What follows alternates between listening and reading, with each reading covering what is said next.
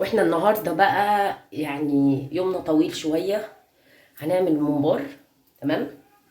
جبت الممبار بتاعي وطبعا عايزه انضفه. هنضف ازاي بقى الممبار بتاعنا؟ انا قلبت الحبه دول تحت الحنفيه وسبت لكم دول عشان اوريهم لكم بيتقلبوا ازاي. تمام. هنجي احنا بقى هنعمل ايه؟ هنجيب الممبار بتاعتنا كده اهو. اهي اسهل طريقه واحسن طريقه. هتاخديها تحت الحنفيه بالشكل ده وهتقلبيها كده اهو. اهو اول حته بس معاكي كده اهو. مجرد ما هتحطيها تحت الحنفيه وانت بتقلبي هتلاقيها بتنزل معاكي. طبعا كل الدسم اللي فيه شايفين بتنزل ازاي تحت الحنفيه اهي. شايفين بقى المنظر.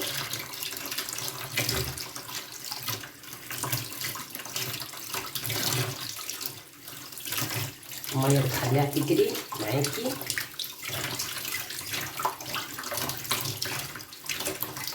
اهو هي لغايه هنا ونقطع الحته دي. ادي ايه تنزل بقى معانا كده اهو. اهي انا كده ايه قلبتها تحت الحنفيه بتاعتك وتاخدي التانيه معاكي كده اهو. طبعا ده ممبار ضاني بلدي رفيع، بس انا ما ينفعش ان انا احشيه كده والدهن ده كله اللي معاكي هيخش ايه هيدخل جوه. يعني الدهن اللي انت شايفاه ده كله هيخش جوه معاكي. هو بيبقى صعب شويه بس ما فيش حاجه بتصعب علينا. تمام. هناخد الحته دي. انا حبيت اعمل لكم كل حاجه قدامكم. ما تنسوناش بقى بلايك وشير للفيديو لو عجبناكم. هو صغير قوي. تمام.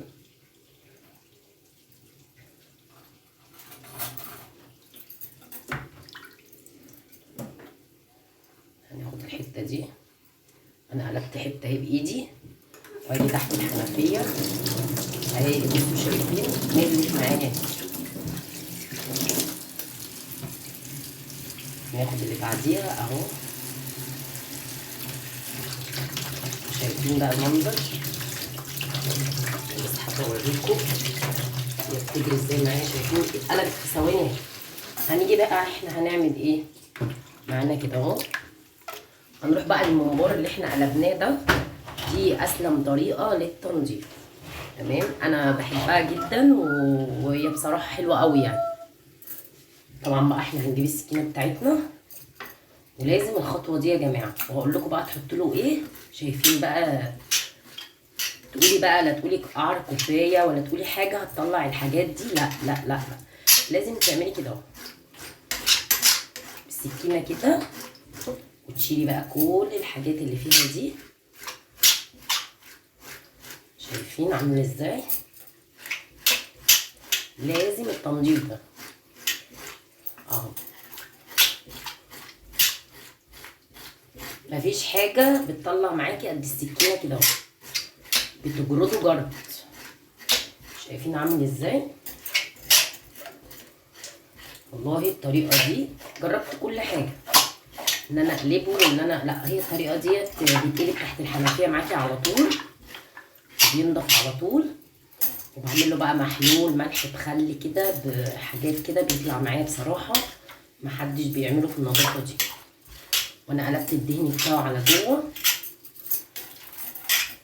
لاخر حته اهي. شايفين عامله ازاي؟ طبعا انا نضفت جنب. اخد الجنب التاني.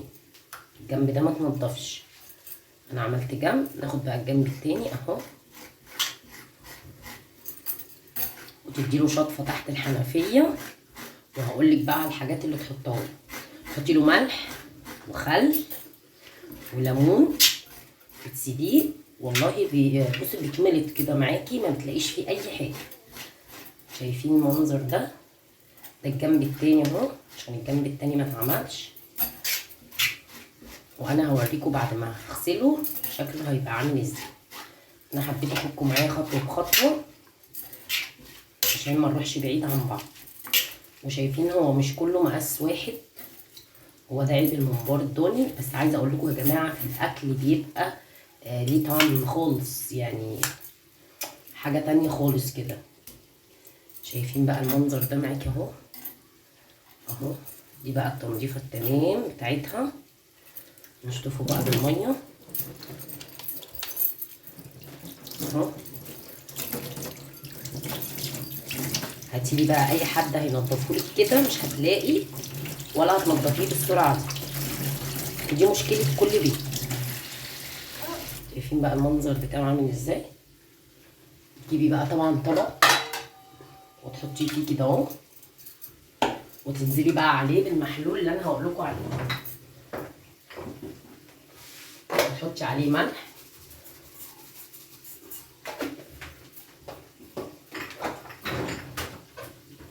وهتحطي عليه خل،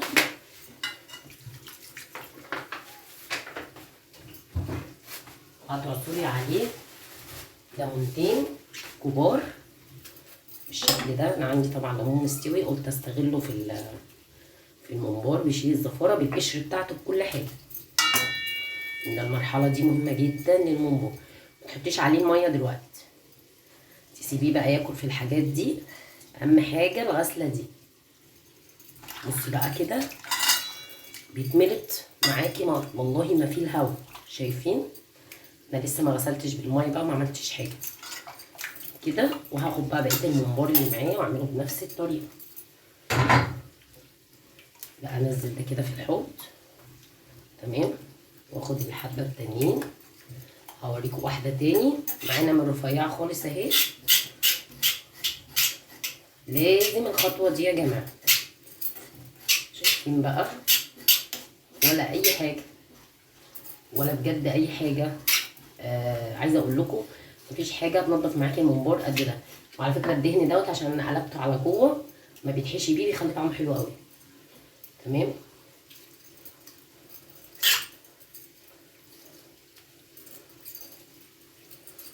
في كده اهو، تحت الحنفيه كده، حطيه في المحلول اللي انت عاملاه. وعلى كده بقى تخلصي الكميه كلها معاكي.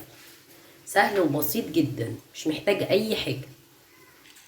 تاني اهو، انا حطيتها تحت الحنفيه تاني، رفيعه خالص.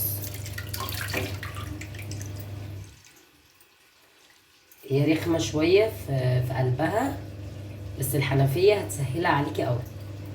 بس انتي لازم تقلبيها، تعبي شويه واقلبيها.